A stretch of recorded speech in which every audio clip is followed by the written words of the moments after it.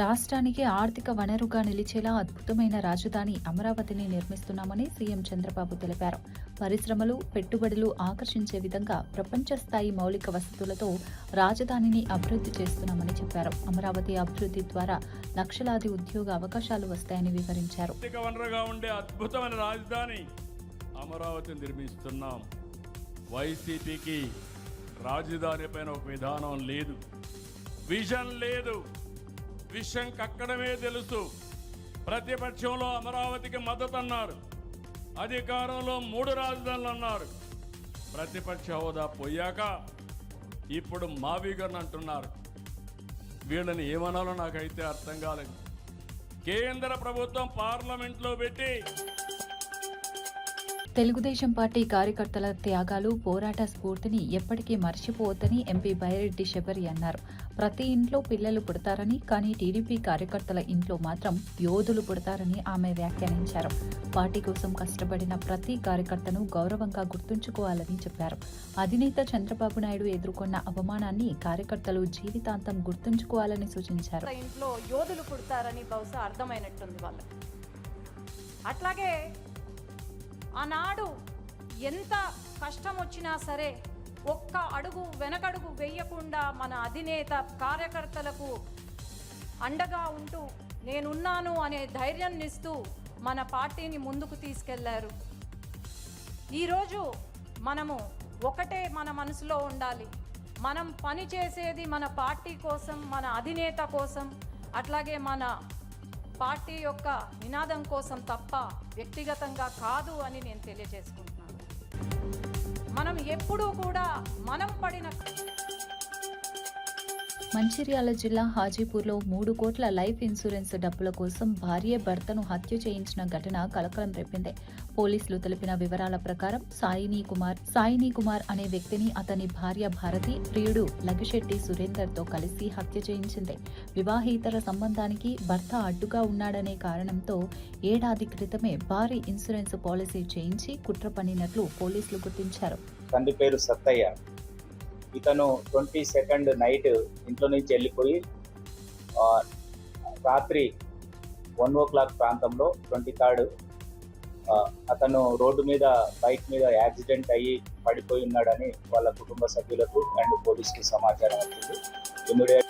కేంద్ర రాష్ట్ర ప్రభుత్వాలు కలిసి ఒక్క నెలలో ప్రజలపై 5,000 కోట్ల పెట్రోల్ భారం మోపాయని మాజీ మంత్రి హరీష్ రావు విమర్శించారు. పెట్రోల్ ధరల పెరుగుదలతో సామాన్య ప్రజలు తీవ్ర ఇబ్బందులు ఎదుర్కొంటున్నారని చెప్పారు.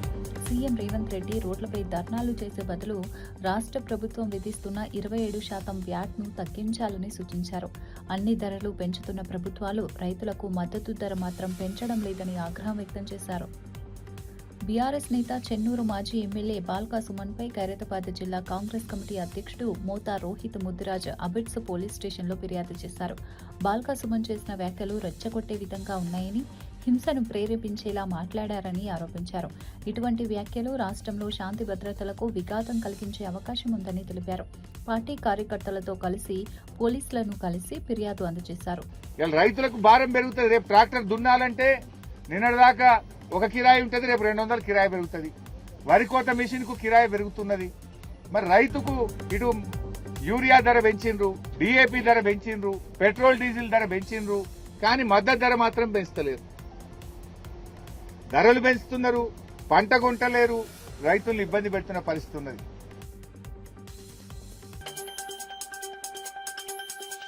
బీఆర్ఎస్ నాయకుడు బాల్కా సుమన్పై ప్రభుత్వ విప్లో అద్దంకి దయాకర్, బల్మూరి వెంకట్ డీజీపీ సివి ఆనంద్కు ఫిర్యాదు చేశారు.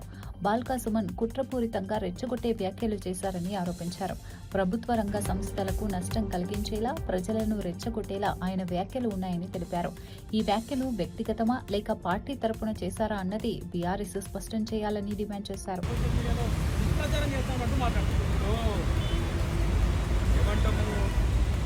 కనీసం ఆత్మ పరిశీలన చేసుకునే అవగాహన కూడా వాళ్ళకు లేదు.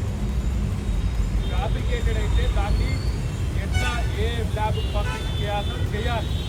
నేను అనలేదు అని తప్పించుకోవడం అంటేనే తుర్రుమని పారిపోవడం.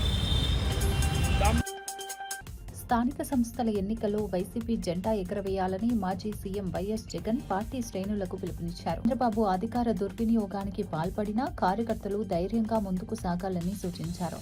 ప్రతి నియోజకవర్గ ఇన్ఛార్జ్ కార్యకర్తలకు అండగా నిలవాలని ఆదేశించారు. స్థానిక సంస్థల అభ్యర్థులకు అన్ని విధాలుగా సహకరించాలని చెప్పారు. ఆ ప్రతి ఎమ్మెల్యే క్యాండిడేట్ నాకు అండగా నిలబడ్డాడు. చంద్రబాబు నాయుడు అధికార దుర్వినియోగం ఎంత చేసినా కూడా, నన్ను ఓడించడానికి ఎంత చేసినా కూడా నా ఎమ్మెల్యే క్యాండిడేట్ నన్ను విడవలేదు, నాకు అండగా తోడుగా నిలబడ్డాడు అన్నది